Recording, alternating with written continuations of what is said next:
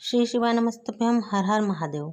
दोस्तों, सावन का पावन महीना चल रहा है और इस समय बाबा को मना ले। महादेव की कृपा पाने के लिए सावन के शनिवार के कुछ छोटे छोटे उपाय मैं आप लोगों के लिए लेकर आई हूँ। शनिवार 27 जुलाई के दिन का महा उपाय है। इस उपाय को यदि आपने कर लिया तो आपकी जो भी मनोकामना बहुत दिनों से पूरी नहीं हो पा रही है, उसे भोले बाबा तुरंत पूरी करेंगे। गुरुजी कहते हैं कि यदि आपने इस उपाय को कर लिया तो आपके जीवन में जो भी दुख और समस्याएं हैं, जो भी परेशानियां हैं, वो दूर हो जाएंगी और आपकी मनोकामनाएं भी पूरी हो जाएंगी। तो चलिए बात करते हैं उपाय की। देखिए, इस उपाय में आपको करना क्या है।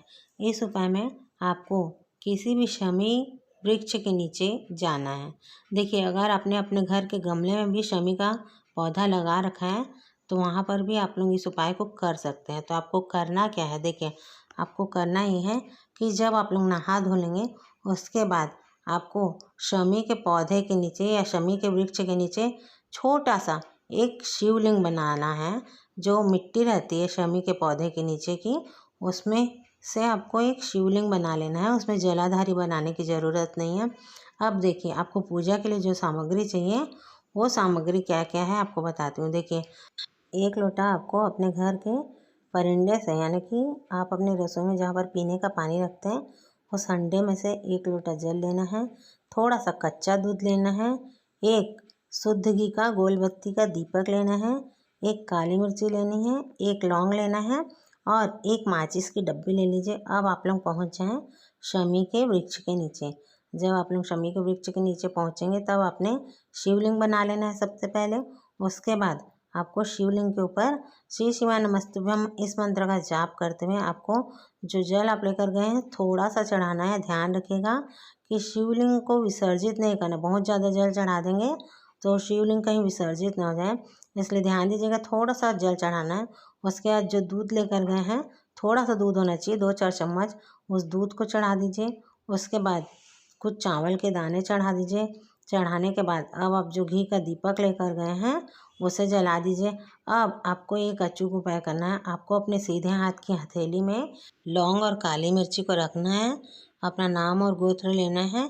उसके बाद आपको शिव जी का एक विशेष नाम लेना है, तभी इस उपाय को करना है। और वो विशेष नाम है अघोरेश्वर महादेव। जी हाँ, अघोरेश्वर महादेव का नाम लेना है।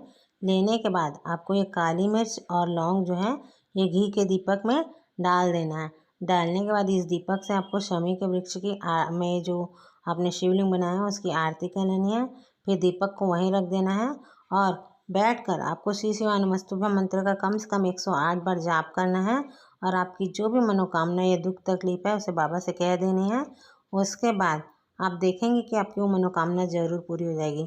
इसके बाद देखिए, जब वो दीपक ठंडा हो जाएगा, यानी कि वो जो दिए की बाती जो है वो शांत हो जाएगी, उसके बाद आपको अपनी मनोकामना कहते हुए जो आपने शिवलिंग बनाया है शमी पत्र के वृक्ष के नीचे, उसे आपको विसर्जित कर देना है। यानी उसमें आपको 1 लोटा जल अच्छे से चढ़ा देना है, ताकि वो शिव जी जो हैं, वो शिवलिंग जो है वो वहीं शमी पत्र के वृक्ष के नीचे की मिट्टी में ही, यानी कि विसर्जित हो जाए, मिल जाए, ऐसा कर देना है।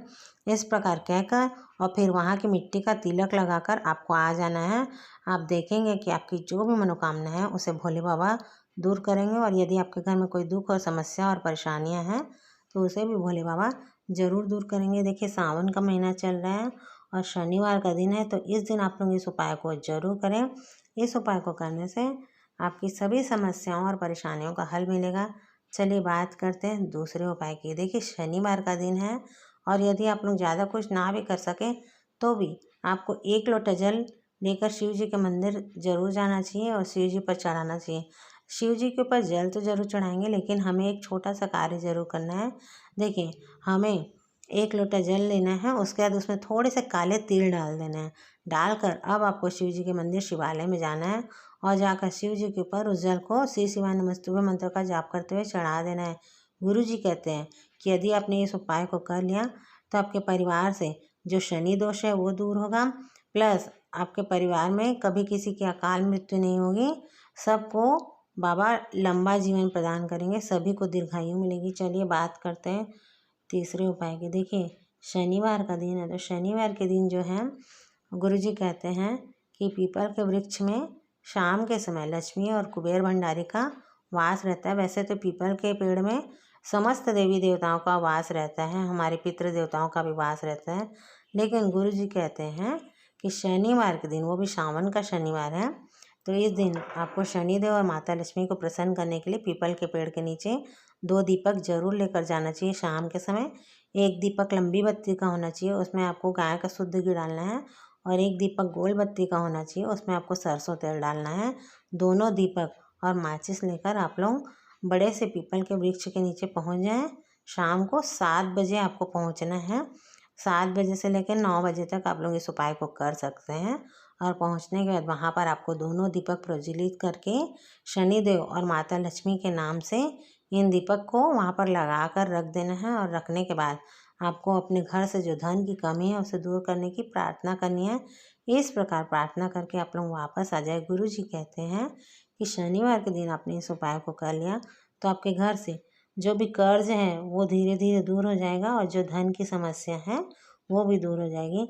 माता लक्ष्मी और भगवान शनिदेव आपके ऊपर प्रसन्न हो जाएंगे और आपके घर से धन की समस्या दूर हो जाएगी, और जो कर्ज है वो भी खत्म हो जाएगा। लेकिन समय का आपको विशेष ध्यान रखना है। शाम को 7 बजे से लेकर 9 बजे तक आपको इस उपाय को करना है। श्री शिवाय नमस्तुभ्यम। हर हर महादेव। जय भोलेनाथ।